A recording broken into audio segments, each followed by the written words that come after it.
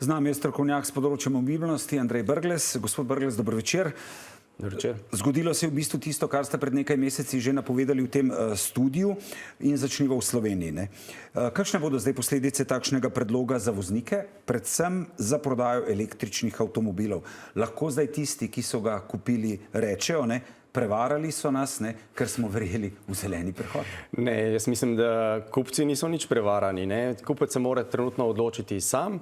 2035 je tako daleč, da če je letos kupil nov avto, bo takrat star 10 let, tako da odločitev bo kar prava.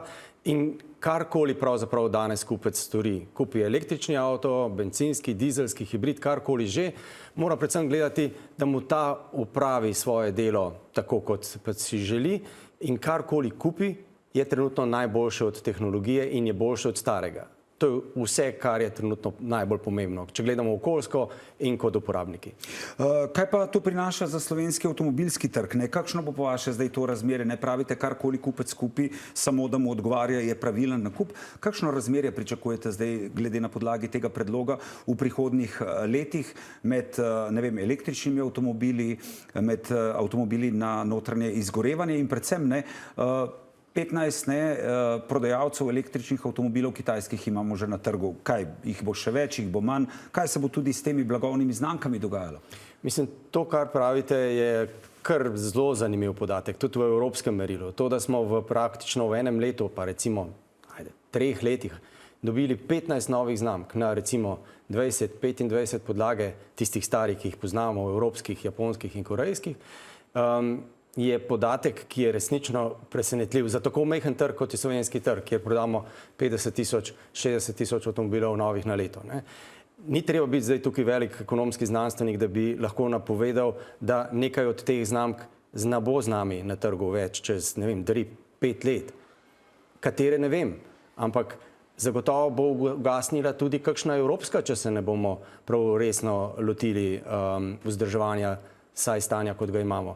Zdaj, kar pravite za prihodnost, lahko rečemo predvsem to, da elektrifikacija voznega trga se s tem nikakor ne ustavlja. Električni se bodo prodajali, seveda, več kot jih bo, bolj se bojo prodajali.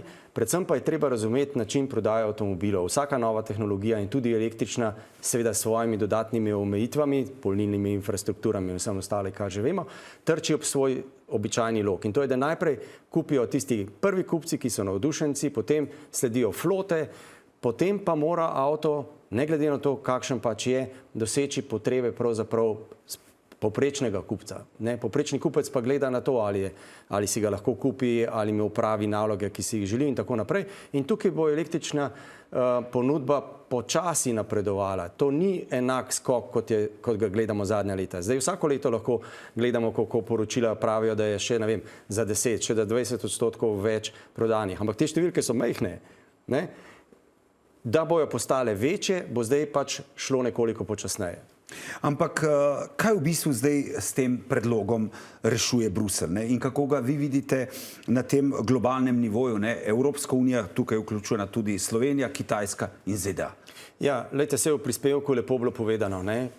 Najprej je bil ta pretres, ki ga industrija res ni potrebovala v tistem trenutku. Potem se je ob tem našem lastnem pretresu evropskem, se nam je hkrati zgodil še Trump in potem še Kitajska s to izdatno porivanjem avtomobilov izven svojih menjav, zato ker jih ima že pri sebi sama težave z njimi, a ne? In vse to je bilo preveč. Tako za naše lokalne slovenske proizvajalce, ki so seveda izdatno se pognali v tek v tisto smer, ki smo rekli, da tečemo, a ne? In tega je res bilo preveč. Ampak zdaj se je pravzaprav kupil čas. In to je to, kar trenutno potrebujemo. Potrebujemo industrijo nekoliko umiriti, to nikakor ne pomeni zdaj, da smo se udali. Ne? Mislim, zdaj te prve reakcije, da so na eni strani zelo kritični do tega, da to je zdaj poraz in gremo v napačno smer, do tega, da je to zdaj zmaga in da bojo fosilna goriva še na vekomaj. Ne eno, ne drugo ne drži. Drži samo to, da smo se nekoliko nakalibrirali in v Evropski uniji rekli, to je še zmeri naša pot, samo majčkeno drugače se bomo lotili. Pa še nekaj bi dodal. Ker ste nastavili svetovni zemljevid. Ne? Če se mi odpovemo bencinskemu motorju, se Kitajska ne bo Zato, ker trenutno na Kitajskem mi vidimo samo en del in govorimo o električnih avtomobilih, ampak v resnici tam še zelo močno delajo bencinske, dizelske in hibride in polnijo azijski trg, afriški trg, indijski trg, Južno Ameriko. Mi imamo izjemno močne, bistveno močnejše blagovne znamke. Zakaj na te trge ne bi prodajali? In ni treba imeti slabo vest, da zdaj svetu prodajamo, ne vem, bencinske pa dizelske avtomobile. Vse prodajamo najboljše, kar trenutno je. Se pravi, nizke izpuste, majhne porabe, a ni boljše, da ti kraji, ti manj razvita okolja dobivajo vendarle boljšo tehnologijo od tiste, ki jo imajo. Ker električnih avtomobilov tam ne morejo kupovati, ne? Najlepša hvala za tale pojasnilo. Hvala za povabilo.